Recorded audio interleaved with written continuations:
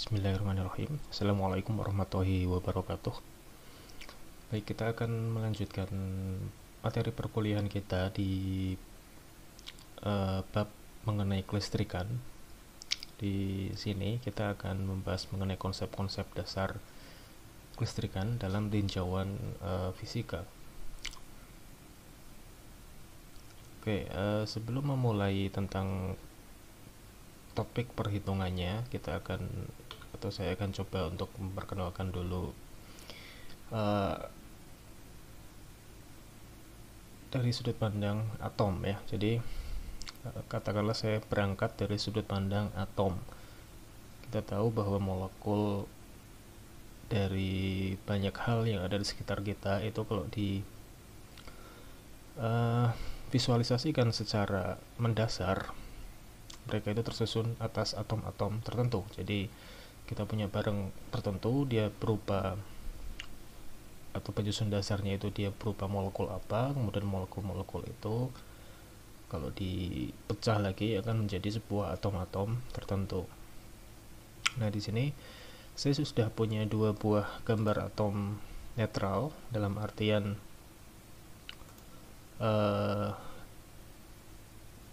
dia sedang berada dalam posisi yang bisa dikatakan tidak kekurangan elektron ataupun tidak kelebihan elektron kalau dari sudut pandang muatan. Nah, di sini ada atom hidrogen, kemudian ada atom helium. Jadi kalau kita kenal atom, dia itu punya inti atom dan dia juga punya elektron yang sifatnya ada di sekitaran inti atom tersebut. Jadi si inti atom itu tersusun atas muatan-muatan positif dan muatan netral. Kalau selain hidrogen ya kita bicaranya, kalau hidrogen memang dia agak spesial. Jadi muatannya inti atomnya itu hanya tersusun atas muatan positif saja, kemudian dikelilingi oleh elektron atau muatan negatif. Nah, kalau di atom-atom selain hidrogen, nukleus atau inti atomnya itu tersusun atas muatan positif dan muatan netral, atau proton dan neutron kalau bisa kita sebut nama masing-masing. Kemudian di sekelilingnya atau di orbit di sekeliling inti atom tadi itu dikelilingi oleh elektron, walaupun sebetulnya ini representasi yang sederhana atau simplifikasi dari representasi yang lebih akurat. Jadi kalau yang lebih akurat itu elektron bukan berada dalam orbit yang tetap seperti ini, tapi dia lebih ke bentuk semacam awan seperti itu ya. Jadi yang bisa ditentukan itu adalah kemungkinan posisi si elektron itu berada. Kalau bentuk orbit seperti ini kita bisa menentukan secara pasti, bukan hanya kemungkinannya saja. Tapi ini model yang cukup sederhana untuk menggambarkan sebuah model atom. Sedangkan untuk model yang lebih akurat tentang penggambaran atom itu tidak akan menjadi topik pembahasan kita di materi tentang kelistrikan ini. Oke, nah kemudian setelah kita bicara tentang atom, kita juga bisa bicara mengenai jenis ion. Jadi ada ion positif, ada ion negatif. Kalau negatif berarti sesuai namanya, dia itu kelebihan satu buah elektron, karena elektron itu sifatnya negatif atau muatannya itu negatif. Jadi kalau dia kelebihan muatan negatif, maka atom yang tadinya netral itu akan terbentuk ion negatif. Seperti contohnya di sini ada ion H-. Jadi kelebihan satu buah elektron di struktur atomnya yang sekarang sudah menjadi ion. Nah, sebaliknya kalau ion positif itu berarti dia kekurangan satu atau lebih elektron, sehingga kita punya penamaan ion H positif di situ. Nah, selanjutnya kalau misalkan sebuah atom itu nantinya kelebihan 2 buah elektron, berarti dia disebut H2-, kelebihan kekurangan 2 buah elektron berarti misalkan ion yang superskripnya itu 2+ dan seterusnya seperti itu. Jadi ini angka di depan minus atau depan positifnya itu bergantung kepada jumlah elektron yang kurang atau jumlah elektron yang lebih.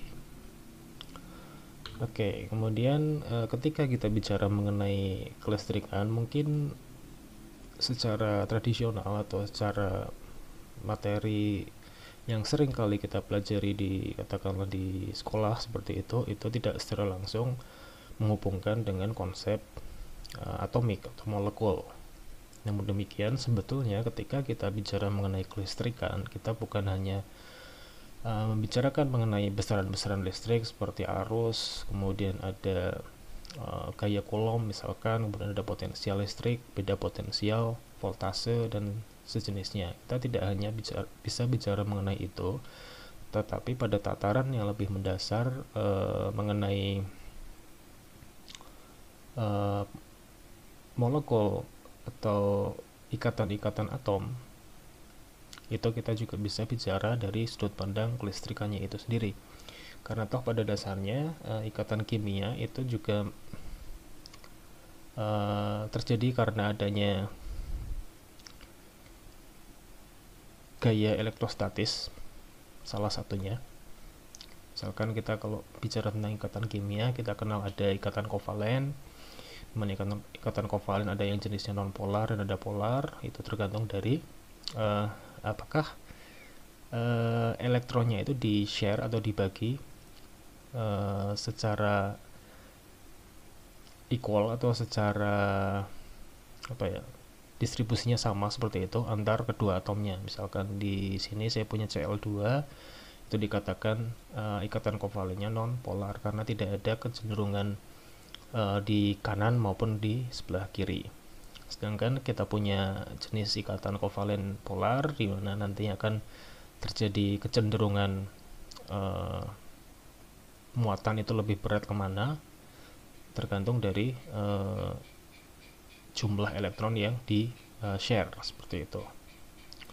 Kemudian selain itu kita juga kenal sebuah ikatan yang namanya ikatan ion, di mana terjadi perpindahan muatan atau elektron valensi ya sebutnya elektron begitu, berarti dari satu buah atom atau satu buah ion yang dia berpindah ke ion lainnya, misalkan di struktur garam atau NaCl katakanlah seperti itu, di mana ikatannya itu berupa ikatan ionik dari ion Na+ dan ion Cl-. Nah, berangkat dari konteks ini, kita akan masuk ke bagian yang kita sebut dengan elektrostatika atau kelistrikan statis. Jadi di sini kita akan bicarakan mengenai besaran-besaran seperti muatan, kemudian ada gaya Coulomb yang tadi menjadi salah satu dasar dari jenis ikatan kimia. Walaupun kalau bicara ikatan kimia tentu bukan hanya gaya Coulomb yang atau gaya elektrostatis yang menjadi penyebabnya seperti itu. Ini hanya salah satunya saja. Oke. Jadi seperti yang sudah kita bicarakan tadi ya, sekilas tentang listrik statis itu kira-kira seperti ini. Kemudian hal pertama yang akan kita bahas itu adalah tentang muatan. Jadi sudah kita singgung di depan, muatan listrik itu adalah salah satu karakteristik fundamental dari bahan atau material. Nah, mungkin analoginya itu seperti massa kalau di kalau di benda-benda yang kelihatan gitu ya. Misalkan saya punya kotak masanya sekian kilogram, atau misalkan ada orang masanya sekian kilogram.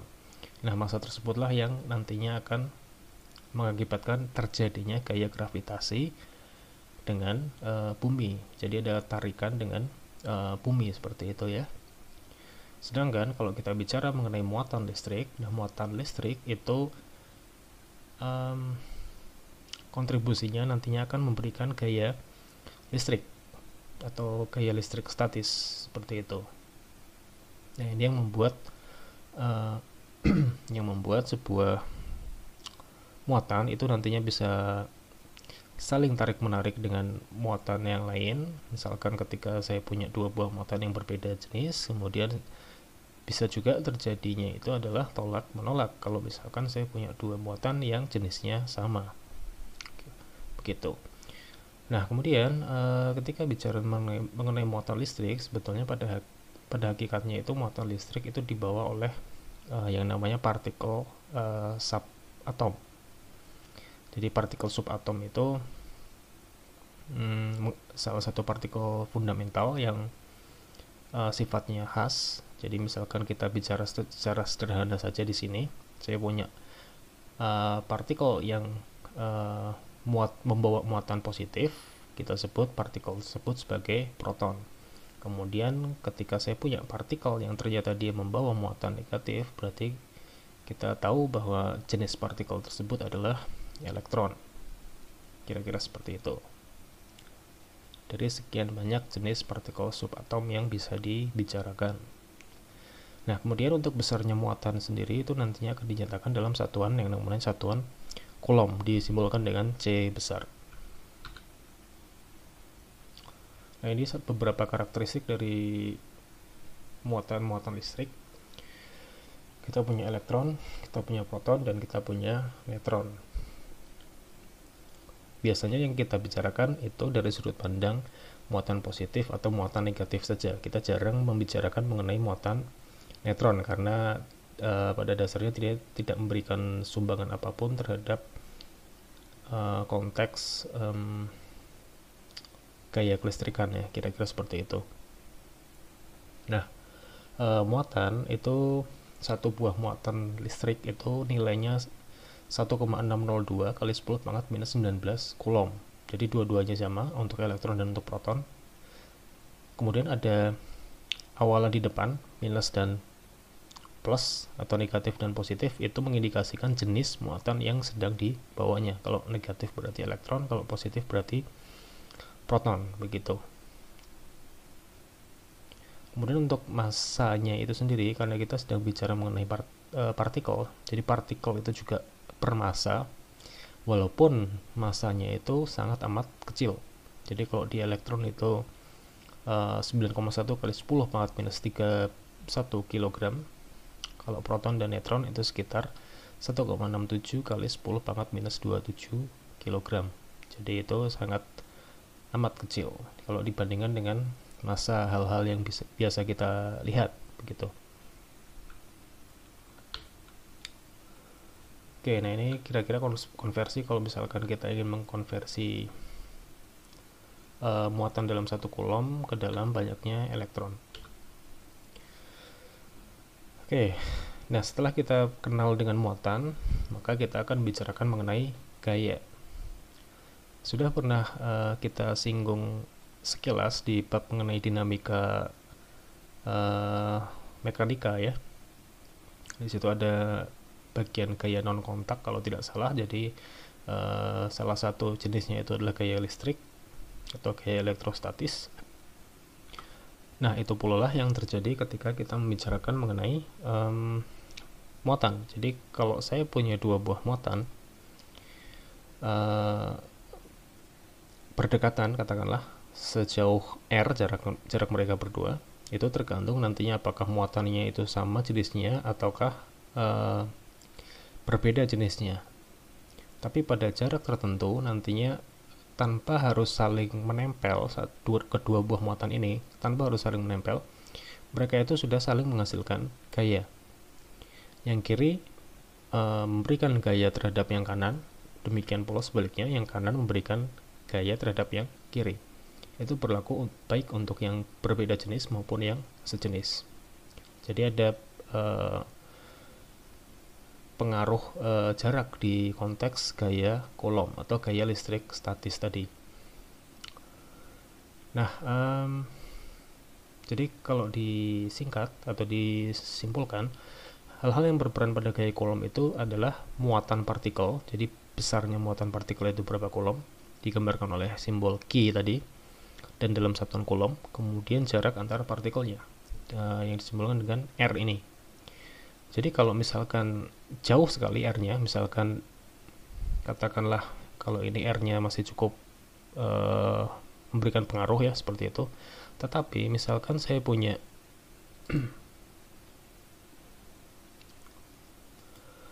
Misalkan saya punya dua buah muatan yang jaraknya amat sangat jauh sekali, R-nya itu sangat jauh, itu nanti jadi tidak ada efek ke gayanya seperti itu. Jadi satu sama lain itu tidak akan saling mempengaruhi. Beda halnya kalau misalkan R-nya itu di angka yang cukup dekat. Jadi nanti ada gaya yang timbul dari situ. Nah, persamaan dasar untuk gaya kolom itu sendiri itu simbol digambarkan dengan persamaan ini, yaitu F sama dengan K kali Q1 Q2 per R kuadrat, di mana K itu kita sebut sebagai konstanta kolom, konstan nilainya sebesar 9 kali 10 pangkat 9 Newton meter persegi per kolom kuadrat. Newton meter kuadrat per kolom kuadrat, seperti itu. 9 kali 10 pangkat 9 dalam satuan standar. Jadi kalau kita lihat di persamaan ini, gaya kolom itu akan dipengaruhi oleh besarnya muatan 1 dan besarnya muatan 2, kemudian dibagi dengan jaraknya. Jadi kalau jaraknya panjang sekali atau jauh sekali, jadi kan nanti nilai F-nya itu semakin kecil, begitu ya. Lama-kelamaan kalau misalkan R-nya tak hingga, berarti F-nya semakin mendekati 0. Jadi tidak ada gaya yang timbul atau terjadi. Begitu.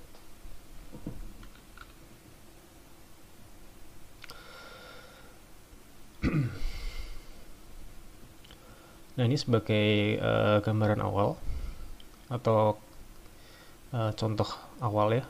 Saya misalkan punya contoh atom Na sama atom klorin, atom natrium sama atom klorin. Kemudian ketika mereka saling berinteraksi berada pada jarak yang cukup dekat, si atom Na tadi itu nantinya akan memberikan atomnya satu buah ke klorin sehingga mereka berdua menjadi ion.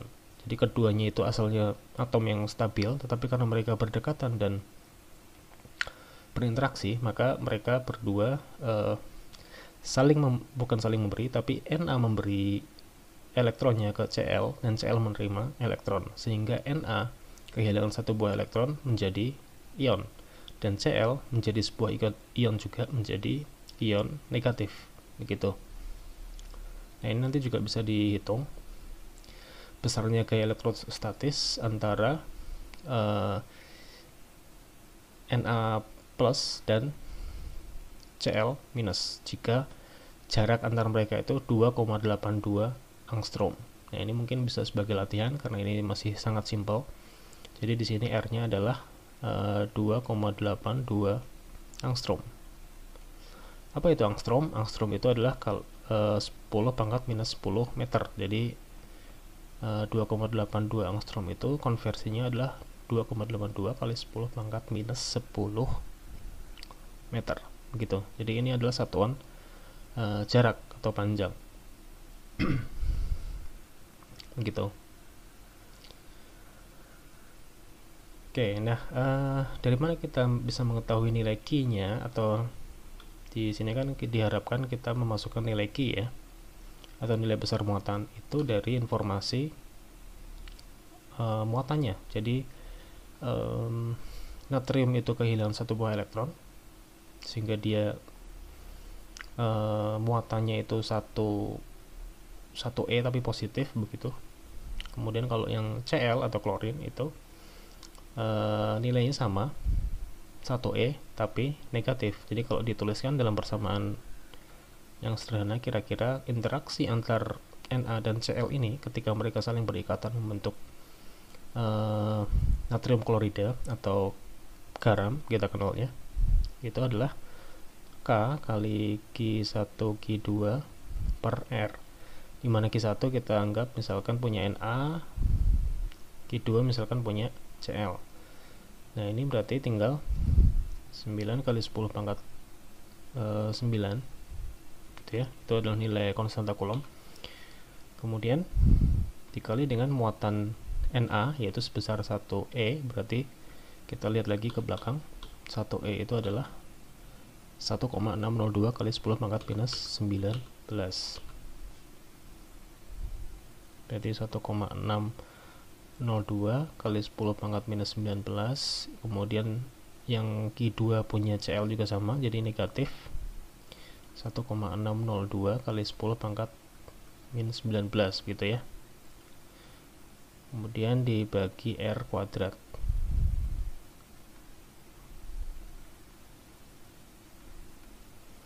Nah ini nanti coba mungkin bisa dihitung sendiri. Ini nanti adalah hasil ini, hasil angka yang dihasilkan di gaya ini itu adalah gaya yang terbentuk oleh interaksi antar kedua ion tadi, antara ion Na dengan antara ion Na plus dengan ion Cl min gitu ya, kira-kira seperti itu.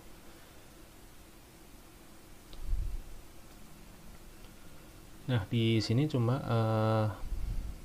situ nanti akan muncul tanda negatif di hasilnya ya, berarti nanti pada dasarnya hasilnya itu akan sama, gaya yang diberikan oleh Na ke Cl itu akan sama dengan gaya yang diberikan oleh Cl ke Na, keduanya itu nilainya sama, karena di sini kita belum meninjau dari sudut pandang vektornya. Nah, barulah di sini kita akan membahas dalam hubungannya dengan vektor, karena kita tahu bahwa namanya gaya itu adalah besaran vektor.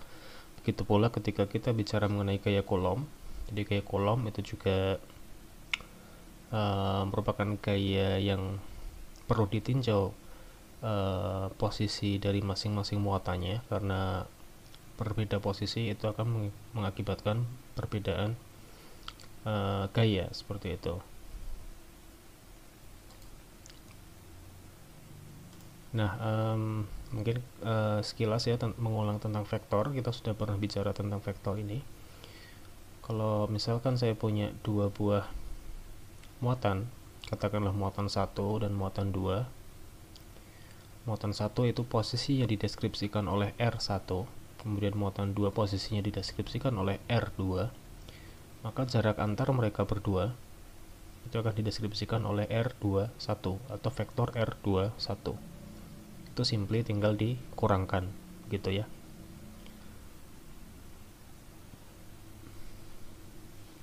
Kemudian untuk vektor satuan itu sendiri itu adalah hasil dari vektornya dibagi dengan besarnya begitu. Nanti mungkin akan lebih jelas ketika kita mengaplikasikannya ke dalam soal. Nah, kemudian ketika bicara mengenai besar atau besar gaya, itu kita tadi kalau tanpa vektor itu seperti ini, berarti F21 itu K1Q2 per R21 kuadrat. Namun demikian, kalau kita mengungkapkannya dalam bentuk vektor, itu akan sedikit lebih panjang ya.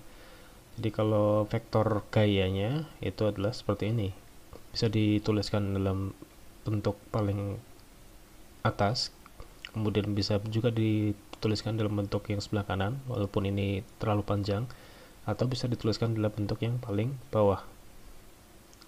Jadi alternatif yang paling simpel itu adalah bentuk dalam bentuk vektor satuan ujung belakangnya, atau tetap dalam bentuk vektor di ujung belakangnya. Sedangkan persamaan yang lain itu pada dasarnya sama. Jadi berangkat dari K1Q2 per R kuadrat. Nah, kalau pakainya R kuadrat, ini yang dikuadratkan adalah vektornya, kemudian ujungnya itu ada vektor satuan. Nah, karena vektor satuan itu adalah hasil bagi dari vektor dibagi dengan besar vektor, maka otomatis ketika kita ubah bentuk matematisnya, ya kita akan mendapatkan bentuk seperti ini. Jadi kalau bentuk yang paling terakhir ini atau yang paling bawah ini, jadi nanti si vektornya atau besar vektornya itu dipangkatkan 3, kemudian dikali dengan vektor posisinya atau vektor jarak antar muatannya. Kemudian kalau bicara mengenai gaya, karena ada konteks keduanya itu saling memberikan gaya dengan besar yang sama tapi arahnya berbeda, maka kita punya bentuk seperti ini. Jadi F12 itu sama dengan minus F21. Oke, jadi kalau F12 itu berarti adalah seperti ditunjukkan di sini sebentar ya. Nah, kalau di sini istilah F21 itu adalah gaya yang dirasakan di muatan kedua yang diakibatkan oleh F1. Jadi arahnya dari 1 ke 2 itu namanya F21. Berarti kalau F12 itu adalah sebaliknya. Yang dirasakan di muatan 1 tapi diakibatkan oleh muatan 2. Jadi arahnya ke kiri. Nah, besarnya itu akan sama keduanya, cuma arahnya saja yang berbeda, maka ada tanda minus di situ. Begitu untuk masalah vektor gaya Coulomb. Oke, sekarang kita akan coba satu buah contoh soal. Nah, di contoh ini saya punya dua buah muatan. Ini sudah kita gambarkan koordinatnya untuk memudahkan melihat posisi dari masing-masing muatannya ya. Jadi di sini saya punya Q1 posisinya di koordinat 0,3, kemudian di muatan 2 itu ada di 4,6. Berarti kalau kita terjemahkan dalam bentuk vektor itu adalah, atau kita tuliskan dulu secara lengkap ya, Q1 itu sebesar 2 milicoulomb, atau kalau kita ubah dalam satuan standar itu akan jadi 2 kali 10 pangkat minus 3 coulomb. Kemudian Q2 itu adalah 4 milicoulomb. Dalam satuan standar itu ada 4 kali 10 pangkat minus 3 coulomb. Kemudian di vektor posisi muatan 1 itu adalah 0,3. Kalau kita terjemahkan dalam bentuk I dan J berarti 3J. Dan R2 itu adalah 4I tambah 6J, gitu ya. Nah, dengan demikian kita akan bisa langsung mengetahui bahwa R21 itu adalah sebesar sebesar R2 dikurangi R1. Jadi 4I kurangi 0, 4I, 6J kurangi 3J, plus 3J. Jadi hasilnya adalah 4I tambah 3J. Gitu ya.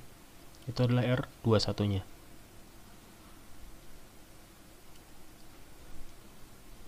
Kemudian, ini tadi masih vektor ya. Untuk besarnya sendiri itu adalah, jadi kalau menuliskan besar atau nilai itu kita beri tanda mutlak seperti itu. Cara mencari besarnya itu simply dengan kayak menerapkan Pitagoras ya. Jadi ada akar, kemudian 4 kuadrat tambah 3 kuadrat, sehingga besarnya itu adalah 5 gitu, 5 meter katakanlah ya. Kalau misalkan kita pakai satuan meter, walaupun sebagai disclaimer mungkin di sini gaya yang dibentuk dengan jarak 5 meter antar dua muatan itu mungkin akan kecil sekali begitu ya. Kalau kita bayangkan kan saya punya atom di titik yang pertama, kemudian 5 meter berikutnya ada muatan kedua, itu kan kayak yang satu itu pengaruhnya ke yang lain itu sangat amat kecil sekali begitu. Kalau di konteks molekuler biasanya jaraknya tidak akan sejauh ini ya, mungkin dalam orde nanometer atau bahkan kurang gitu ya, misalkan di orde angstrom begitu. Tapi ini hanya sebagai kemudahan pemahaman saja di satuan meter ini.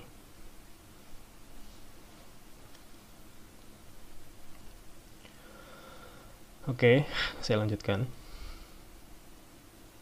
Oke, kita sudah punya bentuk vektor, kita sudah punya besar vektor jaraknya. Jadi apa maksudnya besar ini? Maksudnya adalah dari muatan 1 ke muatan 2 itu jaraknya ya simply 5 meter. Tapi kalau dari sudut pandang vektor, dari 1 ke 2 itu ada, kita harus melewati dulu 4 nilai sumbu X dan melewati 3 nilai sumbu Y. Barulah kita ketemu muatan 2. Nah, itu yang membedakan antara vektor dengan besar vektor. Oke, sekarang langsung kita kerjakan untuk vektor gayanya. Jadi F21 berarti, karena di situ yang ditanyakan adalah gaya Coulomb pada Q2 akibat Q1. Jadi Q2 itu sebagai tujuan, Q1 sebagai awalan, begitu kira-kira. Walaupun nanti besarnya akan sama. Nah, ini tinggal kita masukkan persamaan dasarnya, yaitu Q1 Q2 per, kita bisa pakai R21 kuadrat, kemudian di sebelah sananya vektor satuan, tapi kita masih perlu mencari vektor satuannya kalau ingin menuliskan dalam bentuk seperti ini. Maka kita bisa langsung saja menuliskan dalam bentuk K1 Q2 per R21 kuadrat besarnya, atau sorry, ini pangkat 3,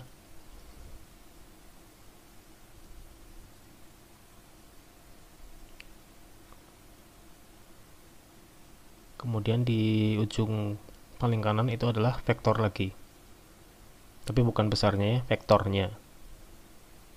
Oke, nah ini tinggal dimasukkan. Jadi K itu adalah 9 kali 10 pangkat 9, kemudian Q1 itu 2 kali 10 pangkat minus 3 kali Q2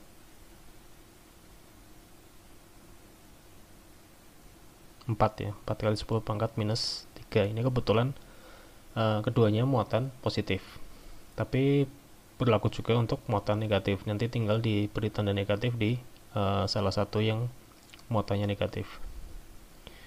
Kemudian dibagi dengan besarnya dipangkatkan 3, berarti 5 pangkat 3 itu adalah 125. Sedangkan di ujung paling kanan itu adalah vektor R21 nya, yaitu sebesar 4i ini tambah 3j. Jadi adanya pengalih vektor di sini itu nanti akan memaksa gaya atau vektor gaya itu juga masih mengandung I dan J, karena vektor gaya itu ya pada hakikatnya vektor, berarti masih harus ada I dan J nya begitu. Oke, ini tinggal dihitung secara mandiri. Hasil perhitungan saya itu adalah 2304i ditambah 1728 J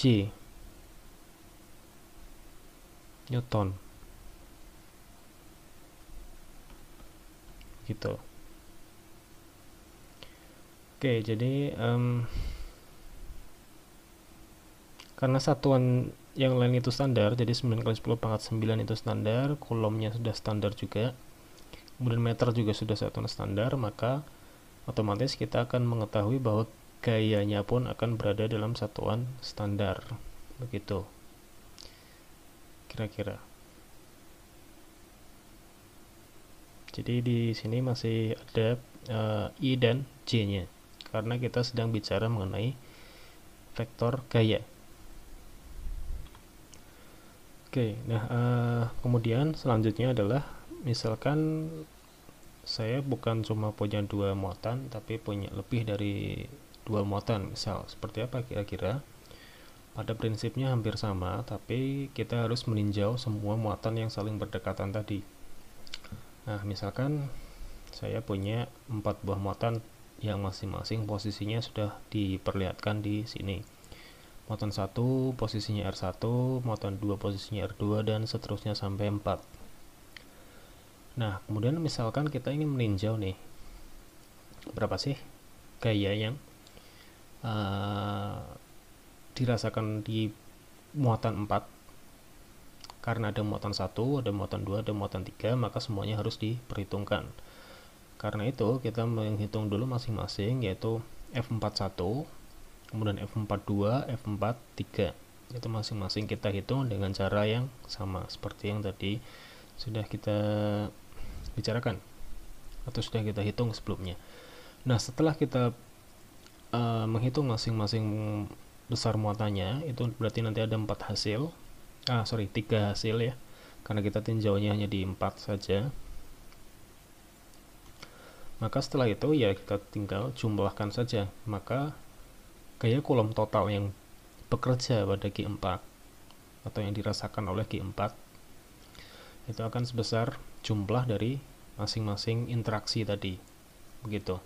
Interaksi muatan 4 dengan 1, interaksi muatan 4 dengan 2, dan interaksi muatan 4 dengan muatan 3, begitu.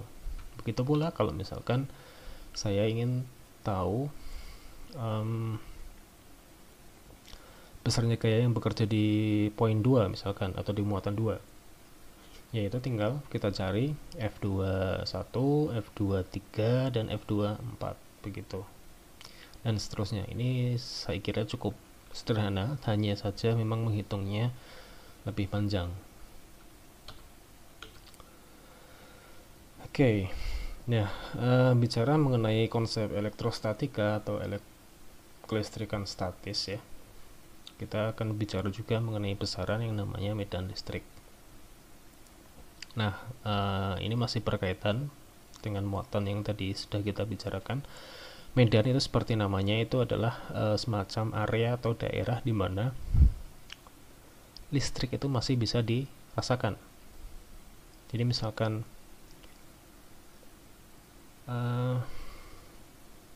saya punya 2 buah muatan. Muatan 1 itu dianggap sebagai sumber listriknya begitu ya, atau sumber gayanya, dimana kita tinjau aja misalkan muatan lagi di sebelah sini atau muatan 2 di sebelah situ.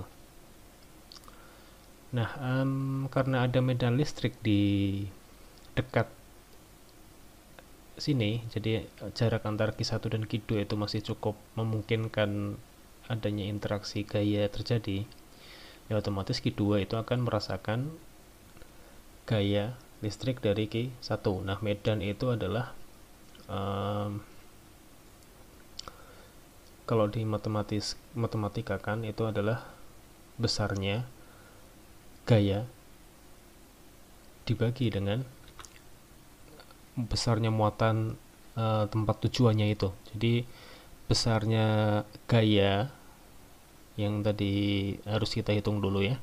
Jadi besarnya gaya yang diakibatkan oleh Q1 terhadap Q2 dibagi dengan besarnya muatan Q2-nya gitu. Itu kalau kita tinjau besarnya saja. Nah, untuk medan listrik sendiri itu punya arah-arah yang khusus ya. Simbolnya E besar ya, medan listrik. Jadi punya arah-arah khusus. Misalkan muatan listriknya itu positif, maka arah medan listriknya itu adalah keluar dari muatan. Jadi kalau muatan negatif itu sebaliknya. Jadi kalau muatan negatif, arah medan listriknya itu adalah ke dalam muatannya. Nah, sama seperti gaya, ketika bicara mengenai medan, kita juga perlu membicarakan mengenai vektornya, karena medan listrik pada hakikatnya juga besaran vektor. Ini juga simple, saya kira. Maksudnya simple kalau kita melanjutkan dari pembahasan yang gaya listrik tadi atau gaya Coulomb tadi. Jadi simply tinggal dibagi dengan besarnya muatan, muatan yang sedang merasakan gitu ya. Bukan muatan sebagai penyebabnya, tapi muatan yang sedang merasakan. Dalam kasus ini berarti Q2-nya yang sebagai pembagi. Nah, oleh sebab itu kita akan menemukan bentuk matematis akhirnya itu seperti ini. Ini sebetulnya ada langkah yang kurang ya, saya kira. Jadi F21 per Q2 ya. Jadi ini kalau diperpanjang sedikit, ini kan jadi K Q1 Q2 dibagi R21 kuadrat dikali vektor satuan R21, kemudian dibagi lagi dengan Q2. Nah, ini Q2 itu akan dicoret karena konsekuensi matematisnya seperti itu. Nah, sehingga ujung-ujungnya tinggal menyisakan Q1 saja di bagian atas gitu. Jadi kalau ini dilanjutkan, ini sama seperti tadi, besarnya vektor itu dipangkatkan 3, kemudian di sisi kanannya itu dalam bentuk vektornya begitu. Jadi tinggal menyisakan K kali Q1 saja. Jadi K kali Q1 sebagai besarnya si muatan yang menjadi sumbernya begitu. Nanti akan kita ketemukan nilai dari medannya gitu terhadap muatan listrik 2.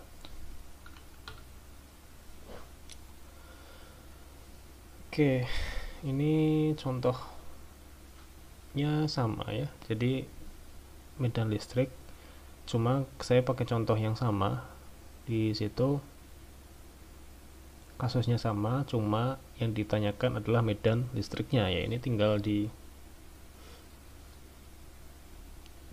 dikerjakan dengan cara yang mirip ya sebetulnya, tapi coba kita hitung sedikit. Jadi E21 itu adalah K kali Q1 per R21 dikali vektor R21 sehingga menghasilkan ini ini dipangkatkan 3 ya. Ini hasil perhitungan saya itu adalah sebesar 576.000 I ditambah 432.000 J dalam satuan Newton per Coulomb. Ini adalah satuan standar dari medan listrik. Jadi gaya listrik dibagi muatan listrik. N per C itu adalah satuan standar dari medan listrik.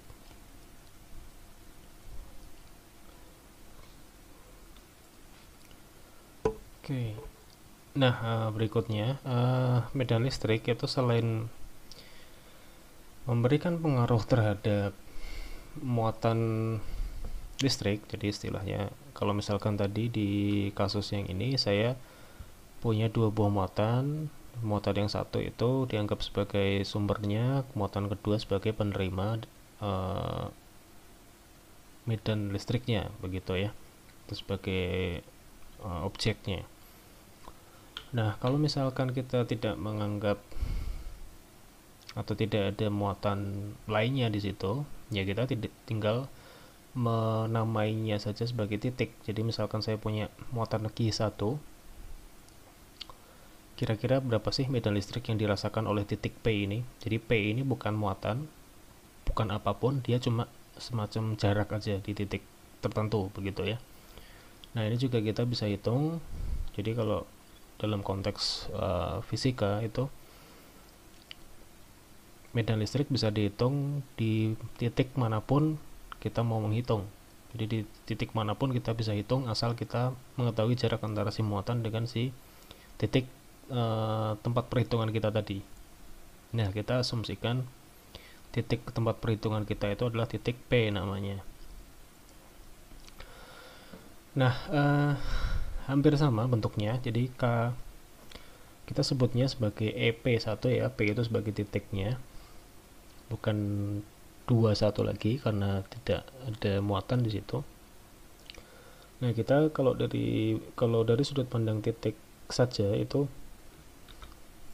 simply tinggal memasukkan hal yang sama. Jadi K Q1 per RP1 kuadrat atau RP1 pangkat 3 bentuk sebelah kanannya vektor. Kalau yang kuadrat berarti bentuk sebelah kanannya vektor satuan. Nah, apa yang membedakan ini dengan yang ini? Yang membedakan adalah kalau di bentuk yang pertama, yang si muatan 2 ini sebagai penerima medannya, kita bisa memakai persamaan ini. Kita bisa memakai persamaan ini karena kita punya suku Ki 2. Ada informasi Ki 2 di situ. Tapi kalau di konteks titik, kita tidak bisa memanfaatkan persamaan yang ini karena tidak ada suku muatan di perhitungannya, atau muatan sebagai objek maksudnya ya. Sedangkan kalau kita manfaatkan yang bawah itu masih memungkinkan untuk melakukan perhitungan karena tinggal menghitung vektor jaraknya saja, gitu kan. Oke, jadi kira-kira kalau dipersingkat itu kira-kira bentuknya itu akan seperti ini. Medan listrik itu adalah K Q per R kuadrat, dimana Q itu adalah muatan yang sedang menjadi pembicaraan atau sedang dibahas begitu ya. Itu adalah besarnya muatan, kemudian R-nya itu adalah jarak antara si muatan tadi dengan titik tertentu. Jadi kalau makin besar atau makin jauh jarak antara si muatan dengan, misalkan saya ingin membandingkan antara R1 dan R2, kalau semakin besar R-nya, artinya adalah medan listrik yang dirasakan itu akan semakin kecil karena dia berbanding terbalik. Sedangkan kalau semakin dekat atau semakin kecil jarak antara muatan dengan dengan si titik sebagai titik tinjau, maka medan listriknya pun akan semakin besar. Jadi dalam konteks ini R1 itu akan merasakan medan yang lebih besar daripada R2. Seperti itu kira-kira konsekuensi dari bentuk bersamaan ini. Oke, ini saya kira sudah tadi ya. Jadi kalau muatan positif itu arahnya keluar, muatan negatif masuk.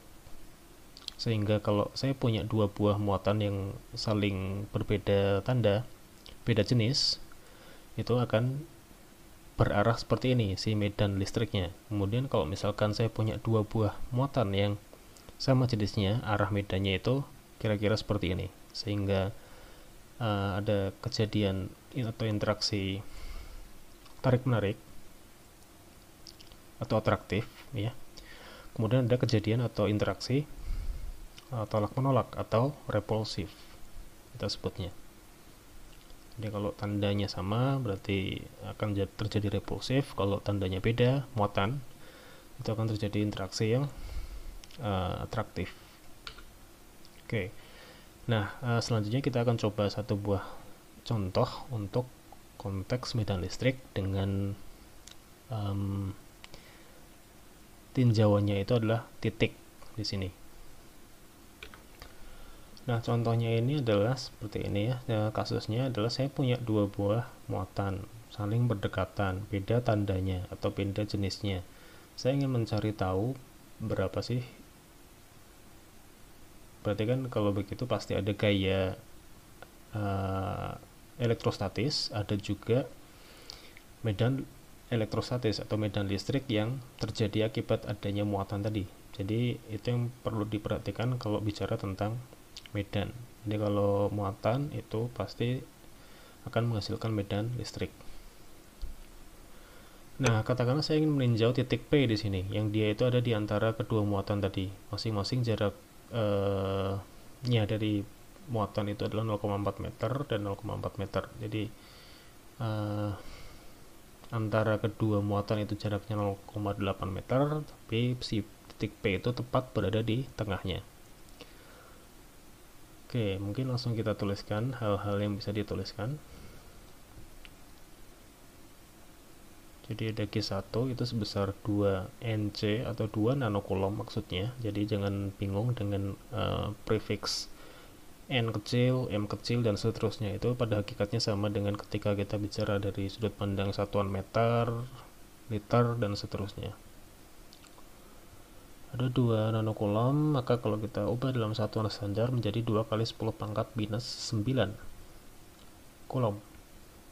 Kemudian Q2 itu adalah minus 2 nanocoulomb, berarti minus 2 kali 10 pangkat minus 9 coulomb.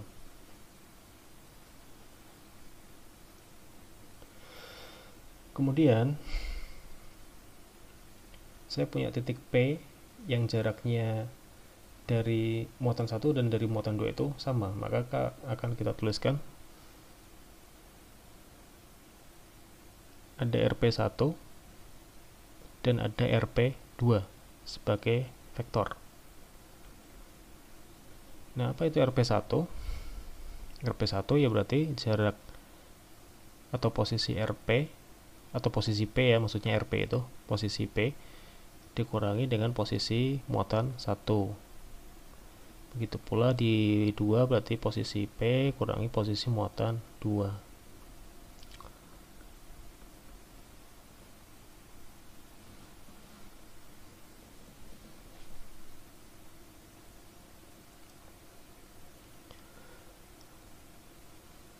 Nah, ini juga masih berlaku vektor, jadi RP itu ada di titik 0,4 meter berarti ya. Kalau kita tinjau koordinatnya kan seperti ini. Ini sumbu X, itu sumbu Y. Dan ini semuanya ada di sumbu Y 0, berarti kita anggapnya karena ada di satu garis ya. Mereka ada di satu garis, sehingga otomatis RP-nya itu adalah, atau saya tulis dulu di sini ya, RP itu ada di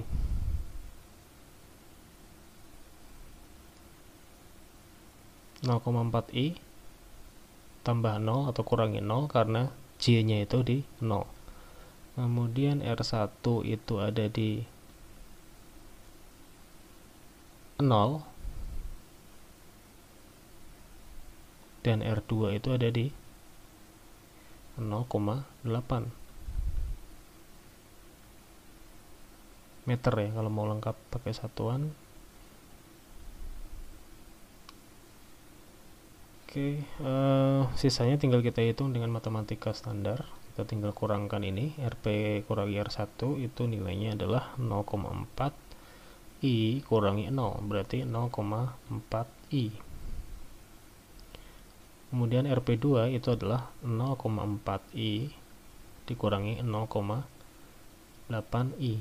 Hasilnya adalah minus 0,4. Begitu. Kemudian kita bisa hitung masing-masing. Jadi ada EP1, ada EP2. Jadi EP1 ada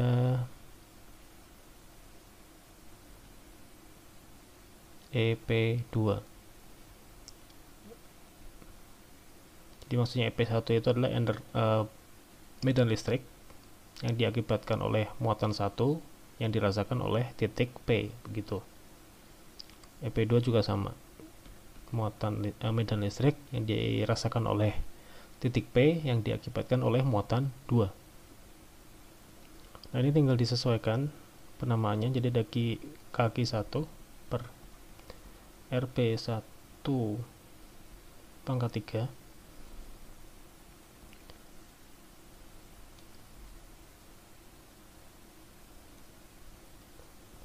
ini vektornya ya. Kemudian di EP2 juga sama, kaki 2 per RP2 pangkat 3 kali RP2. Nah, ini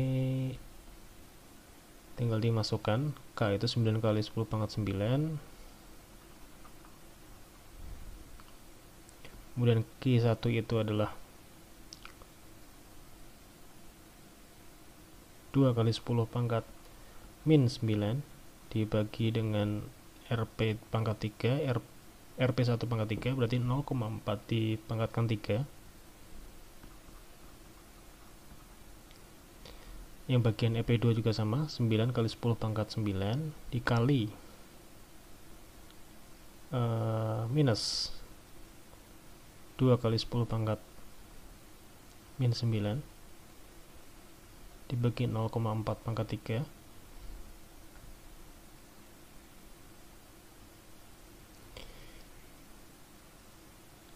sorry, ini kurang vektornya. Ini vektornya adalah 0,4 I.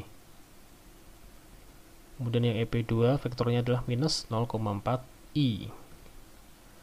Nah, ini bisa dicoret ya minusnya, sehingga pada dasarnya EP1 dan EP2 itu akan menghasilkan angka yang sama persis, yaitu sebesar, hasil perhitungan saya, 18.000 per 16 ya. Ini bisa dihitung lagi, tapi hasil perhitungan saya kira-kira seperti ini. 18.000 per 16 I untuk EP1, kemudian untuk EP2 juga sama, karena dia akan positif juga hasilnya.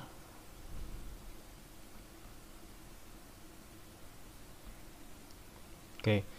Nah, kemudian yang ditanyakan adalah medan listrik di titik P. Berarti bukan hanya akibat satu atau akibat dua, tapi akibat keduanya. Berarti kita jumlahkan. Jadi EP total atau medan listrik di titik P secara total, karena ada muatan 1 dan muatan 2, itu adalah sebesar penjumlahan antar keduanya, yaitu sebesar 36.000 per 16 I Newton per Coulomb. Atau ini berarti misalkan di hitung itu sekitar 2250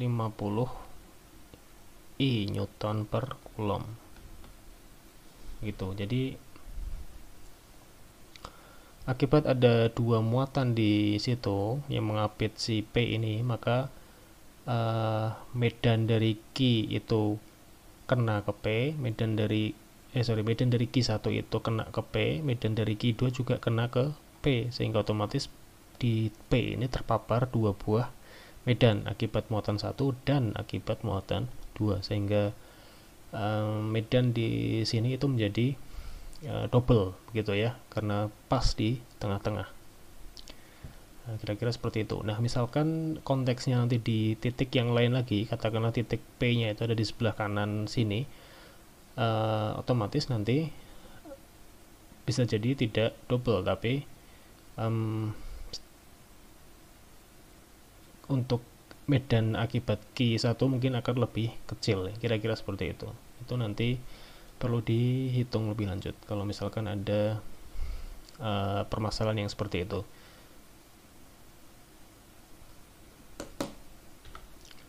Baik, saya kira untuk pembahasan mengenai elektrostatika atau gaya listrik statis atau kelistrikan bagian pertama ini sampai di sini. Kita membahas tadi sudah tentang muatan, kemudian hubungannya sama muatan itu ada gaya elektrostatis atau gaya Coulomb, serta ada besaran medan listrik.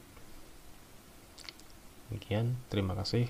Assalamualaikum warahmatullahi wabarakatuh.